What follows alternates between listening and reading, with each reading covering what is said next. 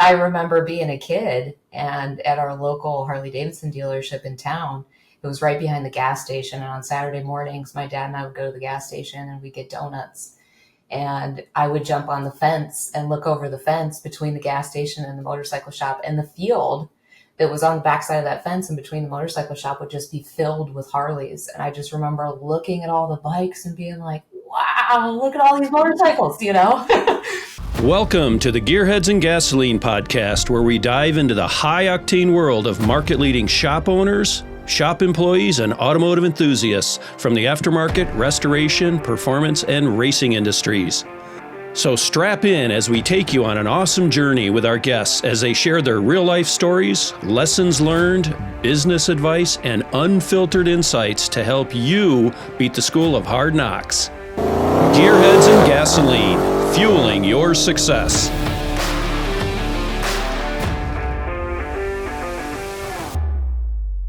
Hello everyone, I'm Barry Alt from Motorhead Digital, and joining me is my co-host Annette Bauer from Annette Bauer Creative. Today we're excited to welcome Kira Dasco, Regional Director of Admissions at Universal Technical Institute, UTI, to the Gearheads and Gasoline podcast. Kira is not just a passionate advocate for technical education, she's also an avid motorcyclist who loves the thrill of riding on two wheels. At the time of the recording of this episode, she was gearing up for an international bike adventure with a group of fellow women riders, a journey that she has since completed and described as nothing short of incredible.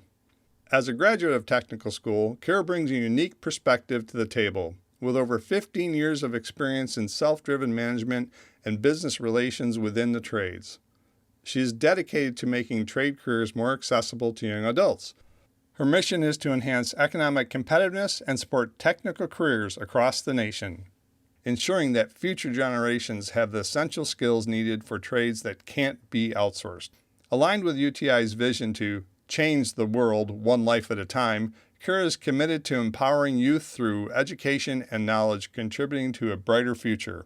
We're thrilled to have Kira with us today, so let's drop a gear and speed into the conversation. Super excited, super glad that you're here, Kira. I had a really great opportunity to meet you at the Women's Leadership Forum at SBN in March. And from, I think, the first time that you and I chatted a bit, I was like, man, she would be a great contribution to the podcast. You have so much experience, but you're so passionate and so enthusiastic about not only the industry, but what you do, how you help, where you make an impact, all those things. And that really aligns with like the primary reason why we started doing a podcast to begin with, right? Is to figure out how we can create some movement within the industry and within the space to get more youth involved, to get more women involved, and to help businesses grow, right? So that they understand from a marketing perspective, hey, it is more about them working in their business than just working on their business, right? Like There's two different sides to that a lot of people don't really understand. So thank you so much for being here. Yeah, thanks for having me, you guys. I'm excited. I'm actually going to ask a little bit of a different twist on this question. And we might do the traditional one, but I'm going to ask you something a little bit different. Okay. What is your favorite motorcycle? Oh boy, I got to nail it down to just one. Just one. Okay. Well, then I'm going to say my bike is my favorite motorcycle. Okay. My motorcycle is a Harley Fat Bob, and it has a wonderful 114 motor in it, so it's got lots of power. Every time I get on it, I love opening it up and just letting it rip and roar. I've done some different things to it to make it a little bit more unique in my own, which a lot of Harley riders do. You personalize it. And so I put some aftermarket products on there, have a tune on it. The heated grips are probably my favorite thing in the cool nights in California, but for the most part, I think that, having a favorite motorcycle, it needs to speak to your heart. Some people like dirt, some people like speed, some people like street. I like this time that I have in my own environment. I don't want to have access to my phone or to the world, right? I just want to be Right. disconnected and cruise for hours and appreciate the beauty, the landscape. 100%. And so that's my favorite. Yeah, That that's is awesome. And cool. we wouldn't be Americans if we didn't modify and customize them. Yeah, exactly. Right. Yeah, for sure. Yeah. That's super cool. Yeah, I love that because we talked about this a little bit at the conference. But for me, like when I started racing, I actually started drag racing a motorcycle. Well, before that, leading into that, like I had ridden motorcycles as a kid and as I grew up. And so I 100% understand the passion for two wheels. I know that freedom. I know what it feels like. And you're 1000% correct. Like there is nothing like putting your helmet on and just spending time with you on the road, wherever that destination is, even if there is no specific destination, but just going. Yeah. Yeah. So I wanted to ask you this is, speaking of motorcycles, how long have you been on bikes? When did you get interested in motorcycles? Because I know pretty much when became a car guy. Yeah. It's funny. When I was younger, my family always had motorcycles. And so I was a big fan of it. But my mom, she didn't like dirt bikes. She didn't want us to have, she didn't want to hear it around the backyard, just, But I remember being a kid and at our local Harley Davidson dealership in town, it was right behind the gas station. And on Saturday mornings, my dad and I would go to the gas station and we'd get donuts. And I would jump on the fence and look over the fence between the gas station and the motorcycle shop. And the field that was on the backside of that fence and between the motorcycle shop would just be filled with Harleys. And I just remember looking at all the bikes and being like, wow, look at all these motorcycles, So I think it planted the seed early. And then when I actually got my first street motorcycle, my first cruiser, it was 09, I think. So yeah, it's been a little while. Wow. I love that. Yeah. That's cool. I absolutely love that. That's an awesome story. Cool. Yeah. And then you kind of transitioned that love and passion for two wheels into like, hey, I want to be self-sufficient, right? I want to know how to work on my stuff. I don't want to be the one that's stuck on the side of the road waiting for some Jim Bob to come help and rescue me. I want to be able to take care of this on my own. And thus you transition to being a motorcycle mechanic. Yeah. So tell us a little bit about that. So I don't want to say a total Yahoo in high school, but I really didn't have it together, right? Like I didn't know what direction I wanted to go. I know, right? And I think that's contributed to some of the effort that I put in now with working with youth, to try and help them see that there's other options. But nobody ever introduced this to me as a career path growing up. And I never really thought about it as a career path. You always get the pressure of you need to be a lawyer, a doctor, a business management degrees, and be this person that everybody respects. And you have the white picket fence and all this other kind of stuff. And I just remember thinking, I don't really feel like a good fit in any of those categories. And I don't really know which direction to go. And my mom actually was like, the only thing I've ever really seen you interested in is motorcycles. Why don't you go get a job at a shop and, see how it goes? And so luckily my dad's best friend had a motorcycle shop and she was like, let me just take you down there, get around it, see if he'll bring you in, just do an internship or something like that. Right. And I realized that there was a whole bunch of stuff about motorcycles I didn't know at all. And I needed to get familiar with it, right? Like if I'm going to show up and expect to be paid, I need to make sure that I'm bringing something to the table. And their stepson was going to school and they said, why don't you come and look at this school? And I'm thinking, go to school again. Like I did not have a good high school experience. I did not want to go that route. I was just looking at it like it was going to be tests and quizzes and chapters. And anyway, so we went and looked at the school and I was like, this is awesome. There's motorcycles everywhere. People are working on them. You learn about the theory of why things work the way that they do. And that's really the cool thing about looking at a technical education compared to just teaching yourself. You're getting the feedback from the manufacturers on why things work the way that they do to be able to understand the engineering concepts, the math, the science behind it, and really elevate your skill set to the point where you now can practice your trade, because this industry is an industry that's really focused around not only knowing it, but also being able to do it. And so Right. those two things need to align. And if you don't have a space where you can practice that alignment, it's really hard to be able to have them both match up. You can be really Right. book smart, but not really technically savvy. They're so everything's so technical now too, with computers and everything, right? And yeah, I went to auto services during high school, and we had a Mhm. teacher that basically said we're not parts replacers. We diagnose the problem. Back then, there was more things that we could actually, you could rebuild a starter or alternator. Now you just swap it out. But Yeah. there are still stuff that you can. You got to understand how it works though, and how to Yeah. diagnose it and figure out what the issue is instead of just replacing parts until you find the one that isn't working right.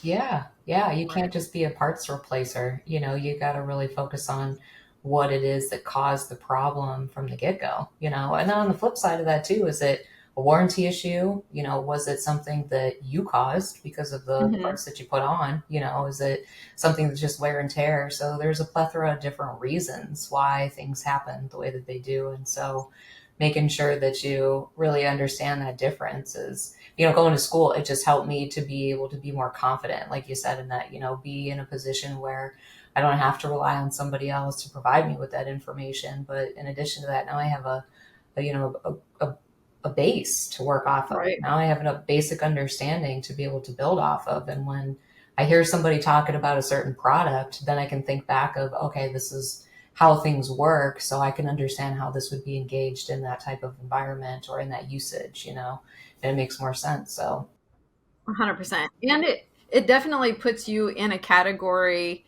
um, that makes you super rare, right? First of all, there's not a lot of women who, I mean, I think we experience more of them now, but historically speaking, there's not a lot of women that are like, hey, I'm ready to jump on two wheels. I'm ready to take that, next step. But on top of that, who are like, hey, I want to know how it works. I want to be able to do it myself.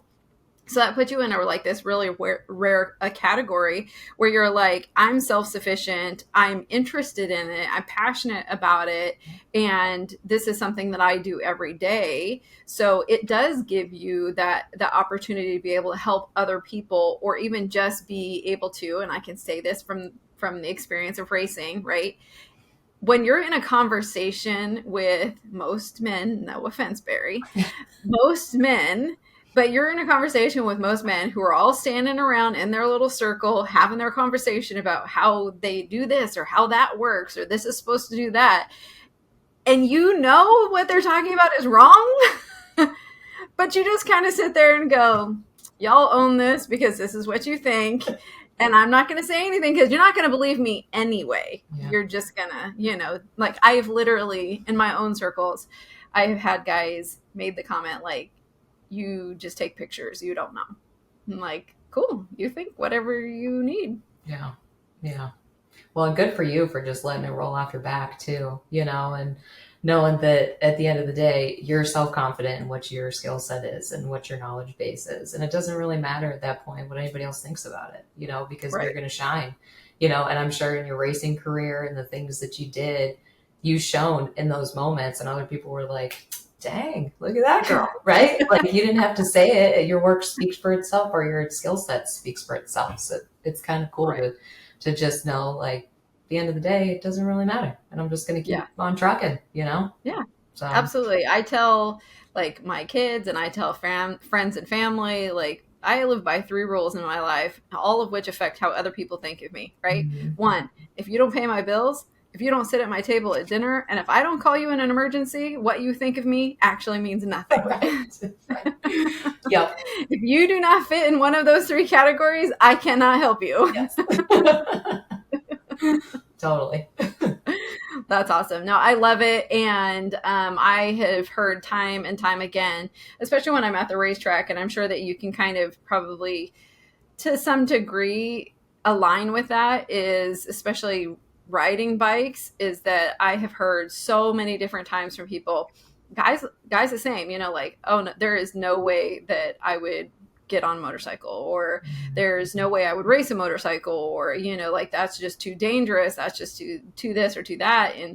And every single time, because I raced motorcycles for several years, is like, understand that when you're on a motorcycle and something goes bad, you can separate yourself from that situation, right?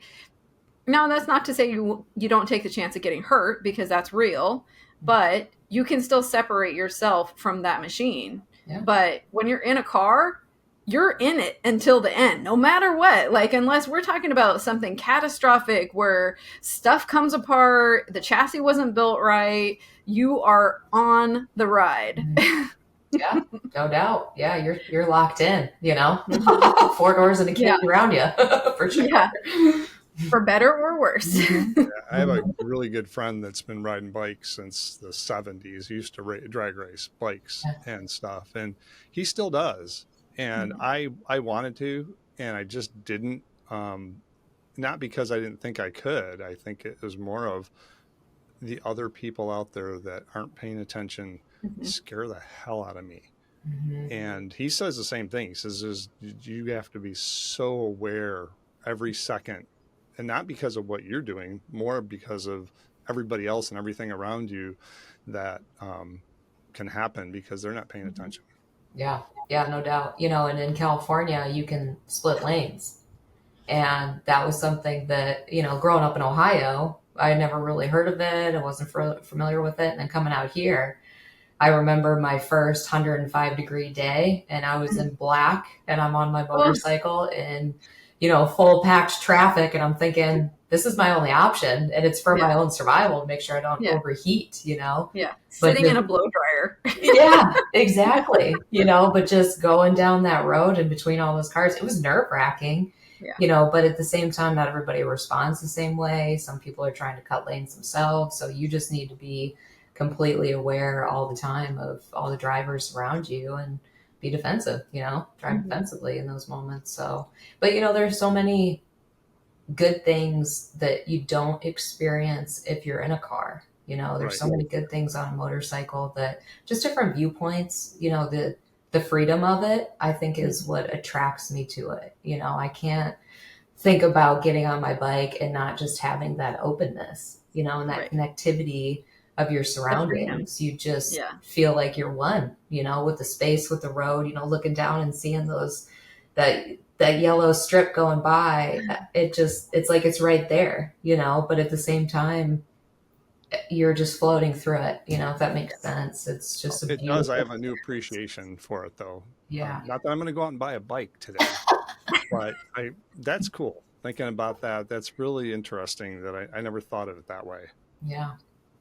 It's really cool. I think that's one of the things that really kind of invited me to drag racing, right? Is because just like when I was riding motorcycles, like the moment that you kind of set out on your journey, like everything else kind of just melts away for that period of time that you're out. And you're taking measures to be safe, but at the same time, like you said, it's that freedom of just being out at peace and being kind of alone, right? And there's a lot of comfort in that. And so, like the same thing, like when you go racing, there's a whole lot of other things that you have to think about, but in that moment of time that you leave the starting line, like nothing else matters. Whatever that duration of time is, right? Whether you're a bracket racer and you race 14 seconds, or you're an advanced ET racer and you race 5 seconds, it doesn't matter, or faster, right? For that period of time, nothing matters. It's just you and whatever you're out to conquer. Yeah. It's very cool. Yeah. Today's podcast is sponsored by Motorhead Digital. Motorhead Digital are digital marketing experts for your automotive aftermarket, restoration, performance, race, and restyling shop. They help you supercharge your shop's website, social media, and entire online presence to attract those badass customers you're looking for. Check us out at motorheaddigital.com. So, kind of talking a little bit about SBN, talk to us about how it was, how long have you been involved in SBN, and that leads to you doing the Bronco build. Oh, wow. So I saw applications for the Bronco build online. And I told my boss at the time, I'm going to apply for this. And if I get accepted, I'm doing it. Like, that's just what's going down. I'm giving you a heads up, right? And he was like, oh, that sounds awesome. He's like, you should do it. And I was like, sweet. Because our flow with my work schedule is the same as high school schedule. So in the summertime, we have quite a bit more flexibility. And so luckily it was during the summer, in July.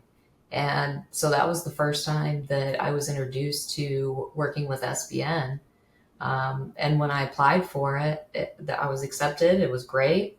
Going down there and working on the car, that was a great experience to just meet the other ladies, get involved with other people in the industry, whether it was the products, the Goose Gear products, the Icon products. We had multiple different products that were donated to that build. And it was just great to network and spending time with Sherry and her daughter Alicia and Sarah and all these people that were instrumental in making that available and happen. Working with them in a team environment and just being able to see how they were gracious with the girls to give them the space and the time to work on it in their own, I guess, measure, whatever they were bringing to the table. And all the girls had different experiences. So some were more technically savvy than others, but just letting everybody have that time to be able to experience it in their own way. It just spoke to me in a special manner, because it was like, that's what I was looking for. I was looking for that inclusivity of everybody doing that, Right. And participating at the same time. So that was a really good experience. And then after that, I was like, I want to be an SPN member. I want to start part of this, Cool. And it was great going to the Women's Leadership Forum, and engaging with all the ladies there. So I was looking for opportunities personally to expand my network of women in the industry, because that's something that we don't traditionally see a lot of. And I want to make sure that if it's going to be, an avenue that I want to stay with for a career path, that, I stay in that network and build that network as much as possible. So I think the build was in 2022. And so since then, I've been an SBN member since then. And then we did that event and any other type things that they reach out for, or the general meetings I try and stay involved in, and talk about it, because in reverse, that's helped me in some of the stuff that we're doing, for our Women in STEM events and things like that. Sarah came up and was a panel member, and I want to have you on Annette to be a panel member, just people to, speak about their experiences and engage with other ladies who are interested in this as a career path. It's interesting. I've been on ARMO select committee for 2 years now. Just got reelected for another 2 years, and it's yay. Found out today, actually. So it's interesting how people at SEMA having that hard badge on, meeting other people with other people in other networks in councils and people in the industry treated me a lot different once I was involved in that. And I learned a ton. I've made so many friends and have gotten involved in a lot of different things because of that. Right. And a lot of people don't know about the councils and networks. Right. Yeah. Yeah, you're right. It's kind of I don't want to say it's kind of the back scene of the industry, but it's not something that is prominent when people think about being an auto tech or being in the industry. They don't think about the engagement side of it. If you're going to own your space in this industry, be a part of it, own all of it, engage as much as you can. And, get involved to see where the industry is going. Because the flip side of it is SEMA does a lot for, research and development. They open up the SEMA garage to do testing and things like that. So, they're working as a resource for other companies to utilize that space and to be progressive, in the industry. And that's great to be able to see the things that they're doing. So, yeah, getting involved and owning it is, I think it makes a difference in who the leaders are, in the industry too, because that's how you kind of separate yourself from the people that are just going to the 9 to 5 every day. And then the people that want it, that want to be a part of it. So I encourage people. It's a different, Go ahead. It's a different level of contribution, right? Like your effort is different because your passion and how you show up is different than if you're just like a hobbyist, or you're just like, oh yeah, that's kind of cool, or I've heard about it, or like, especially as women, like we typically, unfortunately, kind of do the how like, oh, that would be really cool, I'd like to do it, but gosh, like I've got kids and I've got work and I've got all these like other things that are not really aligning with that particular thing. Mm-hmm. And so a lot of times you don't really end up getting involved in it unless it's something that's super important to you. And it's super important for our industry. So I love the fact that, you've taken that step to say like, no, this is something I really want to be a part of. I want to make an impact. I want to contribute to it. I want to make a difference. And that kind of leads me to my next thing, which is we talked a little bit about this for your Women in STEM, but I want to hear from you, like, how did you get started with that, and what motivated you to say like, hey, I want to spearhead something that's so important? Wow. Yeah. So the Women in STEM, I can't take credit for it. We have a great group of people at UTI that does high school development. And so the Women in STEM program was part of the high school development team. And so they travel all across the country. We have 16 different campuses that just focus on all of our trades, energy, and they are really instrumental in working with the different teams in those areas to host these events. So everybody contributes from their high schools based off of, who's the counselors, who's going to be the drivers to get the women to come up for the event. And then I work with the high school development team to make sure that we host the event, have the panelists, things like that. So it's a multi-layered process between all of us, working together as a team. And when they were looking at trying to increase the amount of women who are coming into the school, they were like, well, how do we put this in front of them that it's a good career path? And when they came up with this platform for these events, they said, we want a panel of women that are successful in the industry that can speak about their history, how they got started, what the benefits are. Also, what's the challenge, because it's not always 100% easy. So what are some of those challenges? And then being there as mentors and as a resource for each other, because if we have young women who are getting engaged in the industry, they might need somebody to reach out to and ask questions to, or to, be that resource for maybe even finding work down the line or whatever it is. So, so hearing that, it was something that was coming to our area. It was something that, I was like, this is exactly what I want to be a part of. This is exactly what I want to do to support other women getting involved. And so, I brought it to my team and said, hey, let's figure out the best way to make this a platform where it's most accessible to as many girls as we can. So we hosted in the middle of the week. We had graduates. And then, like I mentioned, Sarah came up. We had some dealership representatives that were there, talk about their interests. And the goal was to see at least a 2% increase in our student population. And we've increased it over 7% since we started these. That's awesome. That's a lot. So, and our most recent starts, we have starts depending on which program it is. It's every 3 weeks or 6 weeks or whatnot. But we just had one in June, beginning of June, and we were all the way up to 23% of that start was women. And so we were like, yes, we're moving, we're doing it. So. Today's podcast is sponsored by Annette Bauer Creative. At Annette Bauer Creative, we understand the power of visual storytelling in transforming brands and driving growth. From capturing the essence of your products and services to showcasing the unique solutions you offer, our professional imagery and reels help bring your brand to life. Fuel your brand and ignite your vision at AnnetteBauerCreative.com. I have a question for Anna, because I grew up in, went to high school. We had shop class and everything. We had, so did I. Our producer mentioned BOCES, we call it Wayne Technical College now, that kids go to during high school. Shop class isn't available much anymore, but they still have that around here.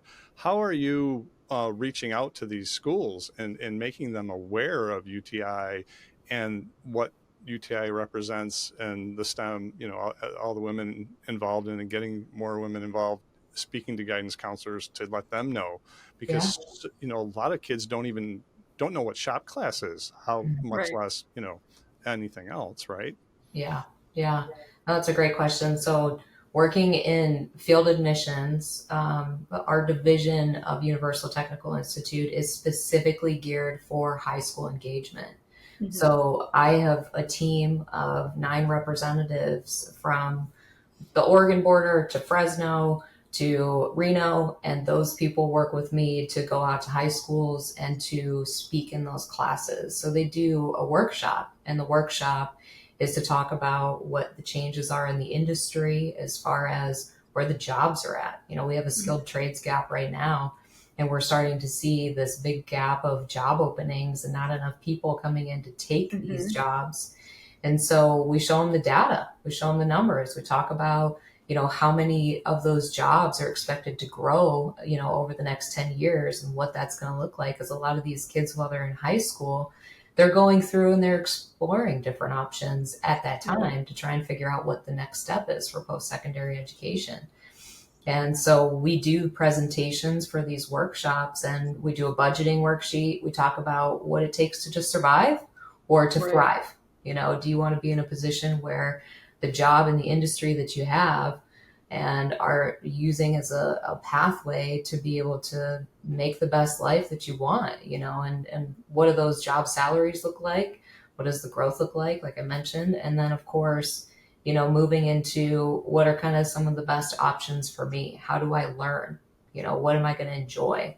And so we have them do assessment to try and figure out, you know, what are some of the best industries for me to look at based off my interests. Because not every kid that you go in and speak to in a high school class is going to be interested in the automotive industry or in diesel industry or welding or whatever it is. So we want to make sure that the information that we're giving fits the demographic of all those students. You know, what are going to be the key things to help everybody in there be successful? And then what are some of the things that are going to be important for us to show about what makes UTI unique, you know, because there's a lot of industry programs that we have. So students can come to school for Peterbilt or Cummins or Porsche, or Mercedes.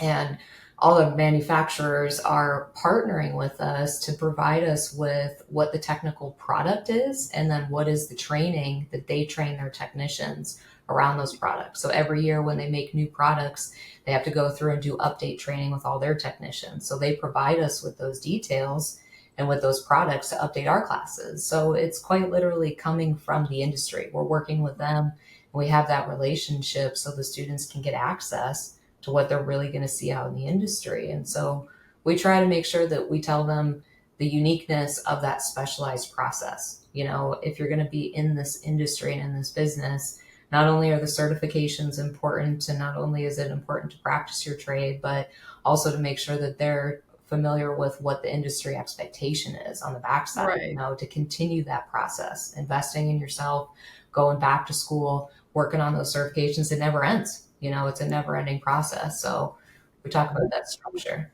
What do you do about, like, I went on the website yesterday, I was looking at the automotive and the motorcycle, and there was a freaking awesome virtual tour that was really cool with videos and stuff.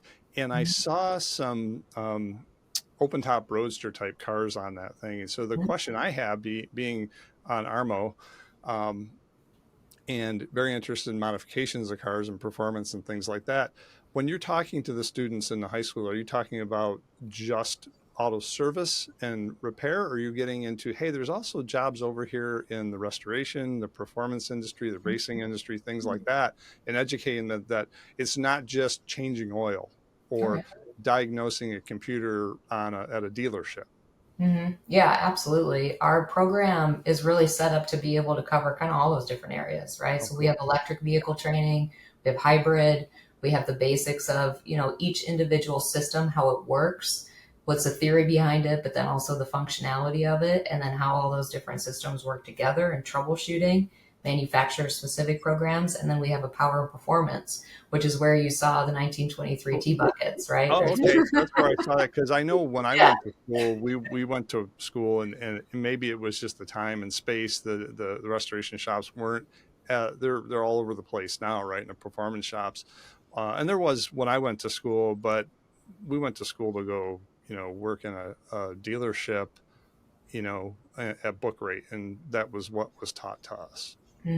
Yeah. Well, and a lot of the times we don't know what the pathway is of the student.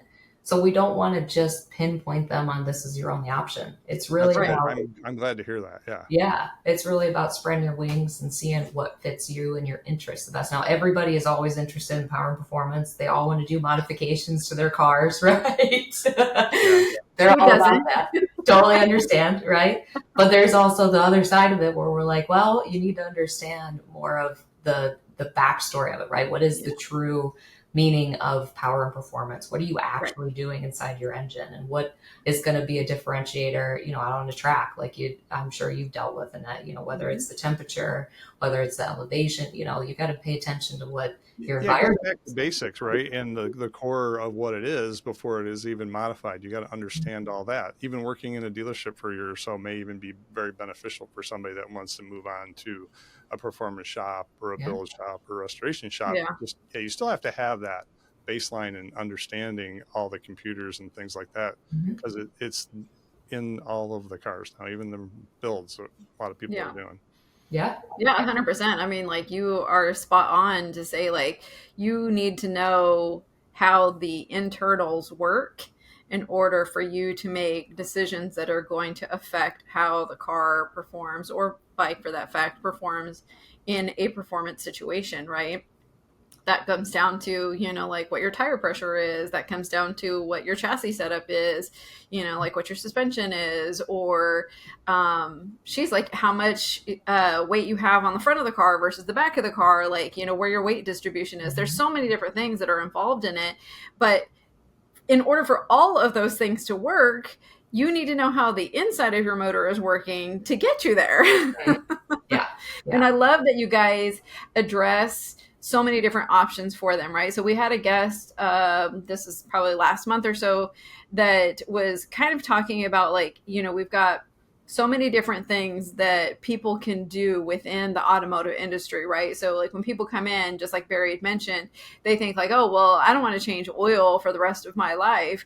But there's so many different things that people can get involved in, right? Like you're saying, like, you could maybe be a Cummins specialist. You can, work on Mercedes. You can be on the performance side. You can be on the engineering side. You could be on the side that does the fabrication or the restoration, right? There's so many different facets of the automotive industry that somebody can get involved in, that they can hone their skill on and not taking anything away from college, because I myself have a college degree, but I also have student loan debt, right?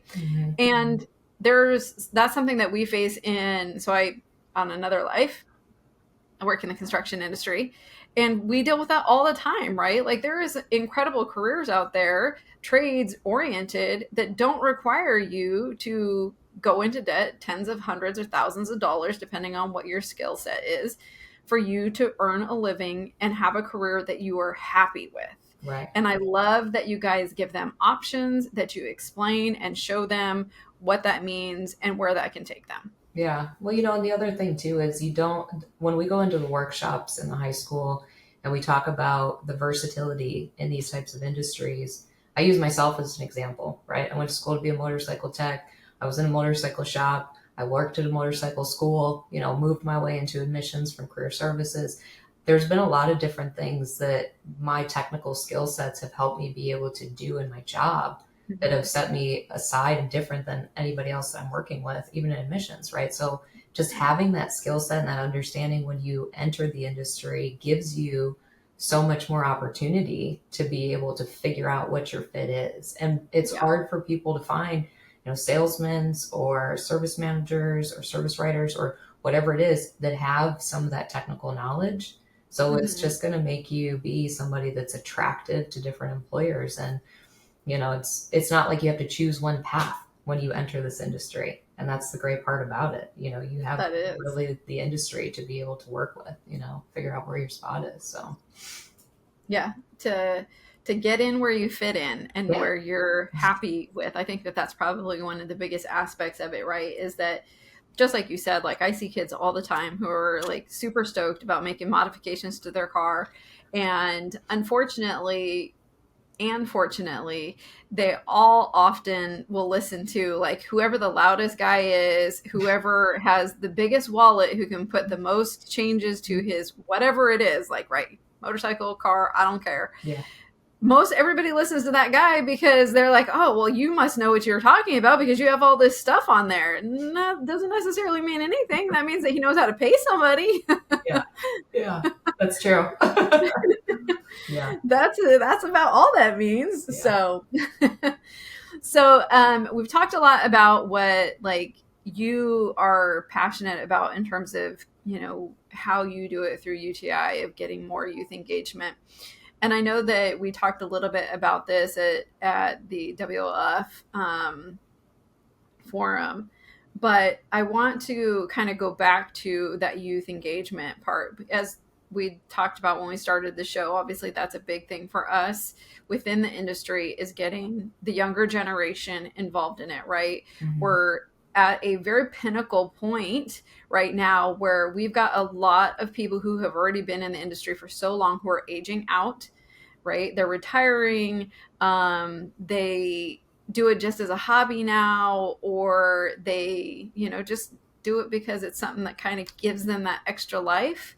But it starts from us getting our kids involved in it and getting them interested in it and keeping them occupied instead of them saying like, oh, I'm going to go hang out with my friends at 11 o'clock at night doing stuff that I shouldn't be doing when there's so many more productive things that they could be putting their attention to. Yeah. So what are you doing or what is UTI doing to kind of help move that along? You've talked a little bit about that, but. Yeah. So that's something that, I got to say there's a lot of great programs right now that exist. There's the NHRAS program. Mm-hmm. There's California FFA, Future Farmers of America. They do competitions for ag mechanics, welding, for all their different animal sciences, things like that. So in schools, that's awesome. Yeah, in CTE classes in schools, they're very engaged with the students. There's a company right now that we're actually looking to do a competition at our campus with. We're working out the details and the logistics of it, but it's called Switch Labs. And so they make electric vehicles for training aids for high school. So the instructors can purchase the electric vehicles and the curriculum for their classes. Mm-hmm. And then the students get to do different projects. And through that project-based learning, then they come into a competition and they can, hopefully we're going to be giving away scholarships for that. So we're working on that right now. But that's something that, we're starting to see these different companies get creative and engage. Hot Rodders of Tomorrow does their event at SEMA and at PRI. Right. So their finals are there, but we host one of the regionals at our campus in Sacramento, and they do them all across the United States. So there's a lot of youth programs that exist. And with UTI, what we're doing in particular is trying to support some of those different youth programs. How can we get involved in that and either host an event, provide scholarships for it, whatever it is, just to show the support and make sure that, we're doing our part to say, hey, this is important and we respect what the teachers are doing, because the teachers are the ones that are really putting that in front of the students, and they have to, bring it to their administration and get approvals for it and funding for it and everything like that. And it's great to see that, there's teachers that are passionate about it and that are putting in that effort, so we want to do our part to support them. And then we do things like, we do the Women in STEM, sure, but we also have a Top Tech every year. So we have it for welding, for diesel, for automotive. Students come to our campus and compete. We give away, this last one that we did, we gave away over $140,000 in scholarships. And we have Snap-on tools at our campus. So they gave over $10,000 in tools to the students to be able to take back to their classrooms. And so, it's great to see even the partnership from them to say, we're going to support this. We want to see and support that youth engagement as much as possible. Yeah, I think Snap-on knows that if people don't continue to come into the industry, they're out of business, right? Exactly. Absolutely. We know you don't want to miss an episode, so don't forget to smash that bell so that you get notified of every new episode. Click that like button, leave us a comment, and share with your people. And visit us repeatedly. We love it.